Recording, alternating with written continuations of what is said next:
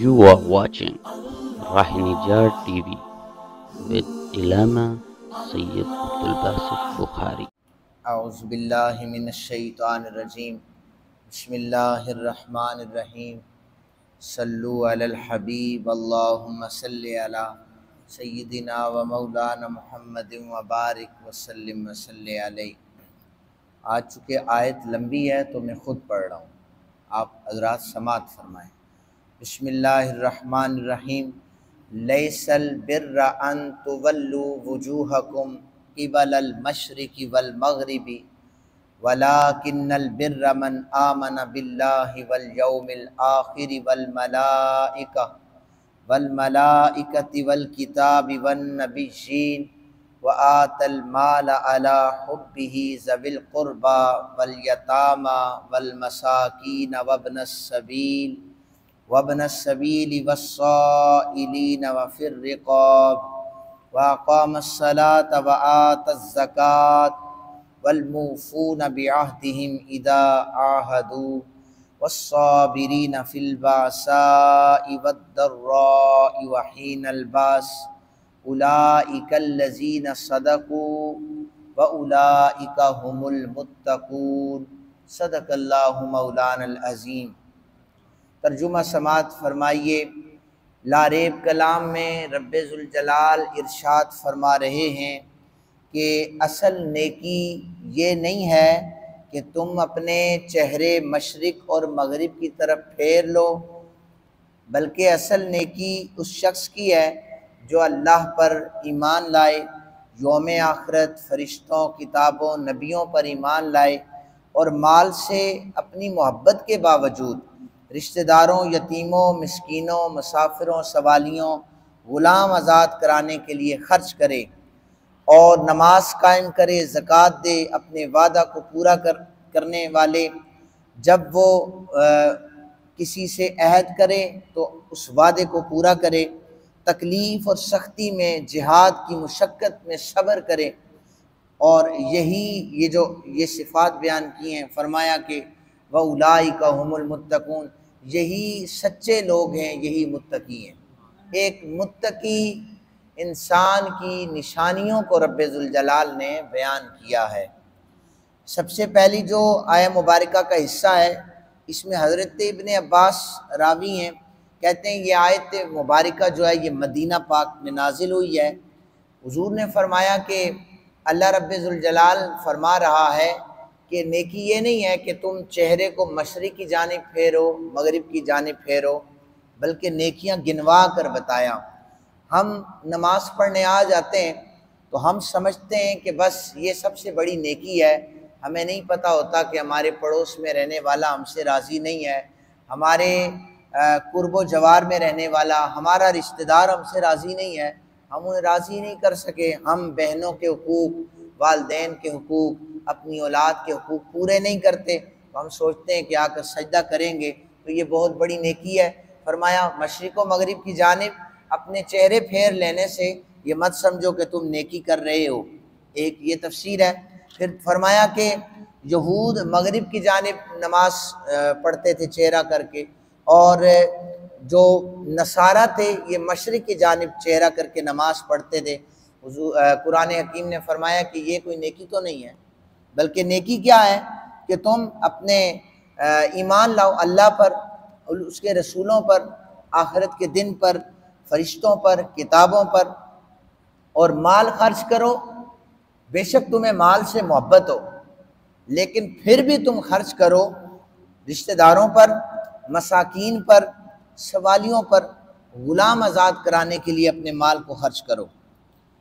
فرمایا کہ اللہ تعالیٰ پر ایمان لانے کا مطلب، اس کا معنی یہ ہے کہ اللہ کی وحدانیت کا اقرار کر لے، اللہ ایک ہے، اس کے سوا کوئی عبادت کے لائق نہیں ہے، وہ ہر عیب سے، ہر نقص سے پاک ہے، اس کا کوئی شریک نہیں ہے، اور پھر نبی پاک صلی اللہ علیہ وآلہ وسلم کو اللہ تعالیٰ کا آخری نبی مانے، وہ ختم نبوت کا تاج سجائے، اپنے سر پر یہ تاج سجائے، مبعوث ہوئے ہیں، ان کے بعد کوئی نبی نہیں آئے گا، یہ عقیدہ ہونا چاہیے۔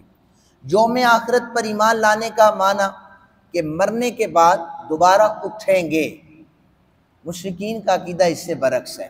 ہمارا ایمان کیا ہے؟ ہم دوبارہ اٹھیں گے، عذاب قبر ہوگا، قیامت کے بعد جزا، سزا، حساب کتاب، صراط، میزان، اور انبیاء و رسل ان کی شفاعت کے بارے میں ہمارا ایمان ہونا چاہیے۔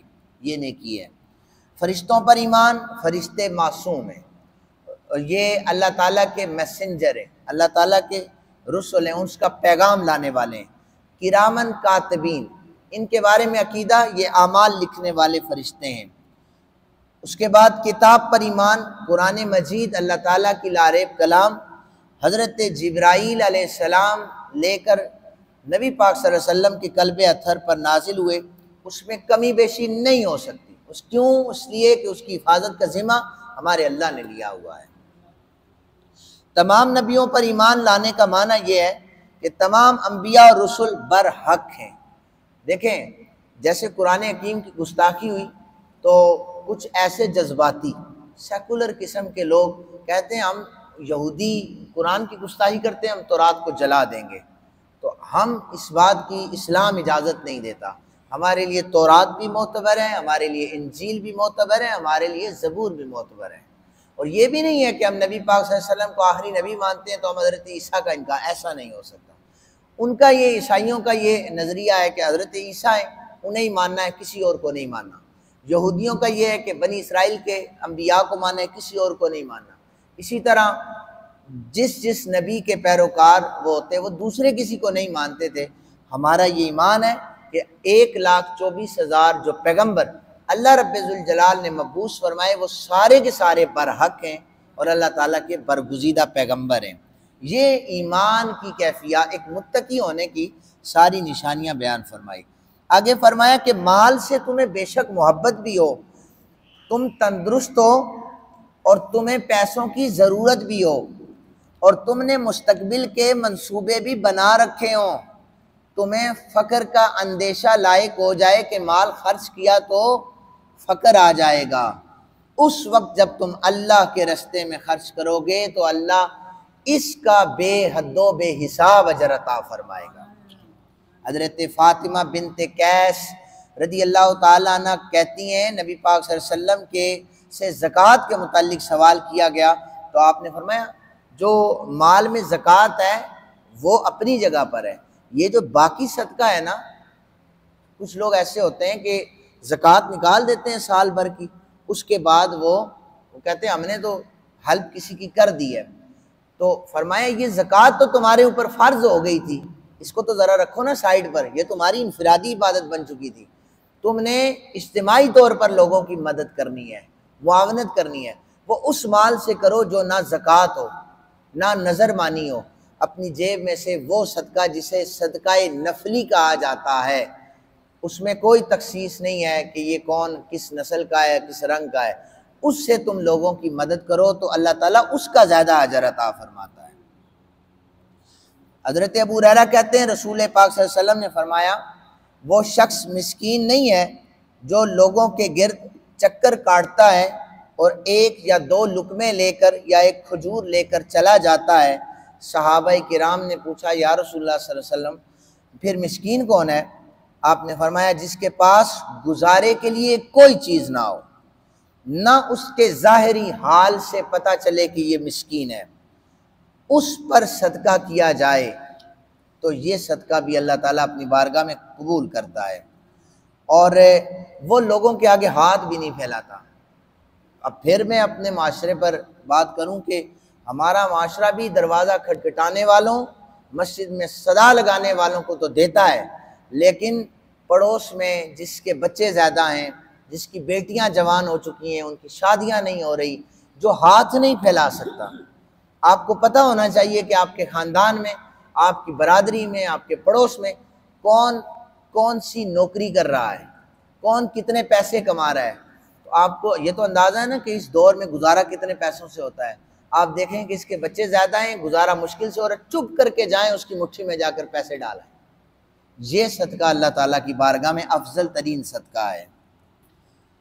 حضرت قبیصہ بن مخارق حلالی رضی اللہ تعالیٰ عنہ کہتے ہیں نبی پاک صلی اللہ علیہ وسلم نے فرمایا 3 اشخاص کے علاوہ کسی کو سوال کرنے کی اجازت نہیں ہے۔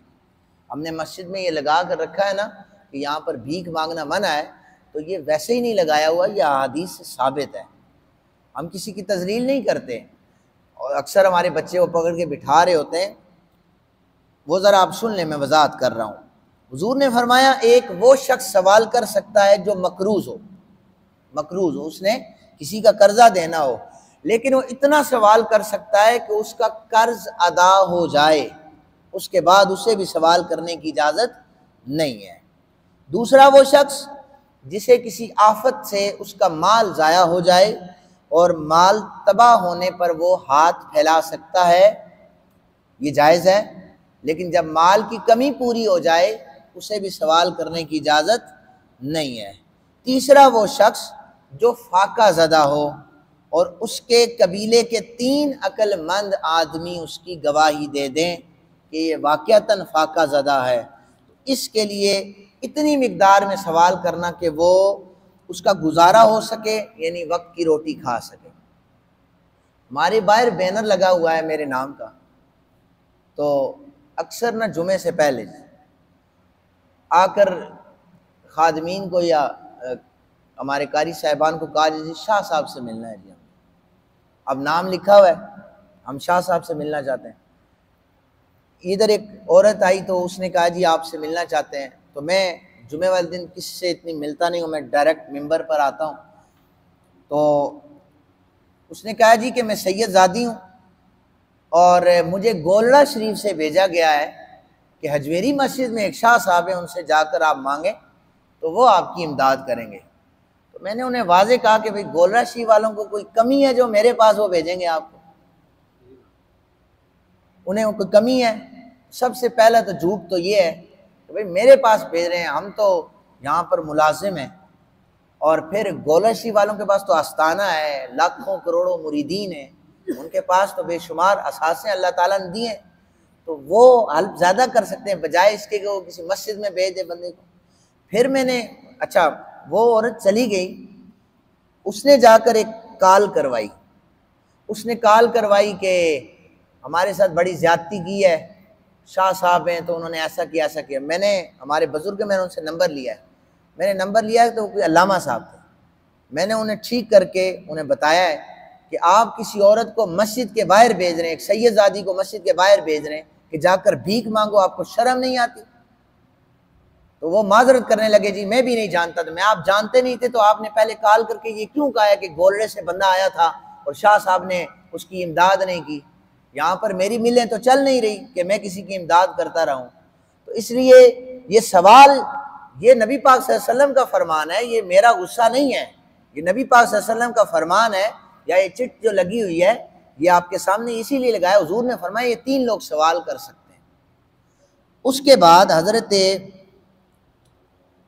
علاؤالدین حنفی لکھتے ہیں جس شخص کے پاس، اور یہ اوپر جو میں نے روایت پڑھی ہے مسلم شریف کی روایت پڑھی ہے، کسی بزرگ کا قول نہیں ہے، نبی پاک صلی اللہ علیہ وسلم کی حدیث مبارکہ ہے، ایک دن کی خوراک ہو، خواہ وہ خوراک موجود ہو یا اس بندے میں کما کر لانے کی صلاحیت ہو۔